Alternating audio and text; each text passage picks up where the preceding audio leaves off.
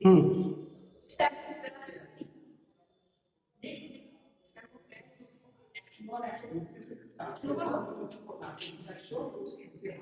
সুপ্রভাত সকলকে। আজকে আমি তোমাদের একজন সর্বজ্ঞানী বোকা শাসক সম্পর্কে বলবো। সকলে জানতে ইচ্ছে করছে নিশ্চয়ই যে সর্বজ্ঞানী শাসক কে ছিলেন। তো তোমরা খলজি বংশের রাজধানী কোথায় ছিল বলতে পারবে? আচ্ছা, হ্যাঁ, খলজি বংশের রাজধানী ছিল দিল্লি। আর খলজি বংশের পর কোন বংশ শাসন করেছে বলতো? খলজি বংশের পর শাসন করেছিল তুগলক বংশ। এই তুগলক বংশের একজন সুলতান ছিলেন মোহাম্মদ বিন তুগলক। উনি কি করেছিলেন?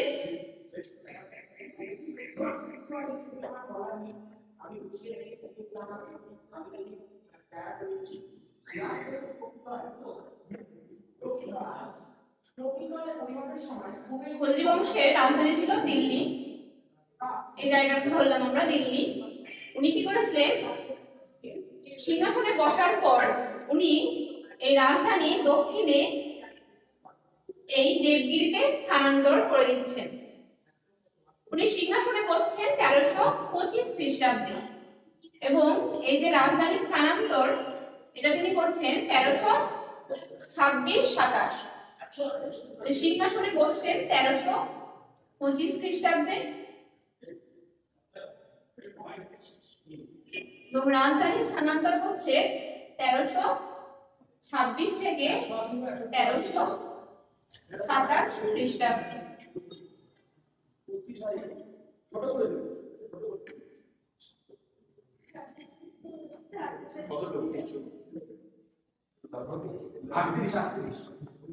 এই যে জায়গাটা, এই জায়গাটার নাম ছিল দেবগিরি। বর্তমান যে মহারাষ্ট্র সেখানে অবস্থিত এই দেবগিরি। উনি রাজধানী স্থানান্তর করে এই দেবগিরির নাম বদলে দিচ্ছেন দৌলতাবাদ।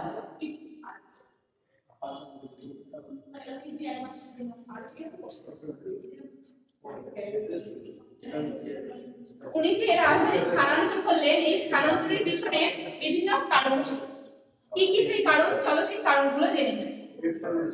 1 নম্বর কারণ হচ্ছে কেন্দ্রীয় অবস্থান।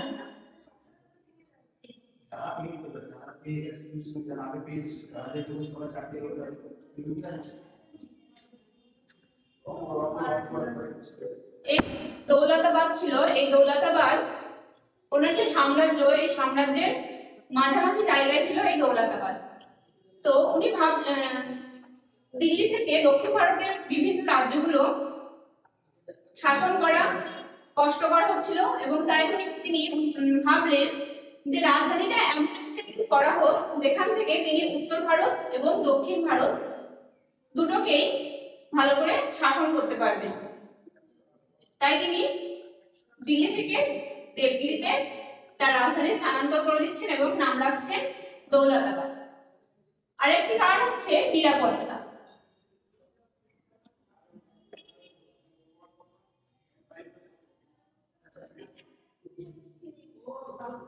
এই যে উত্তর পশ্চিম দিক, এই দিক থেকে মঙ্গলরা আক্রমণ করতো, আমরা আগে জেনেছি।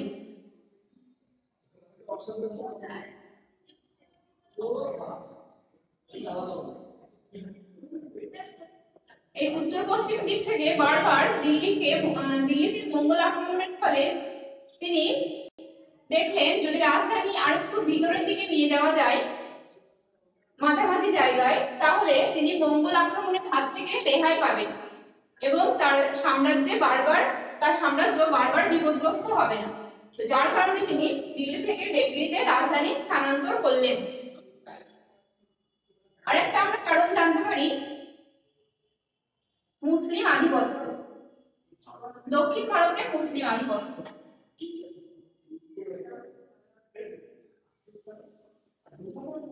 দক্ষিণ ভারতে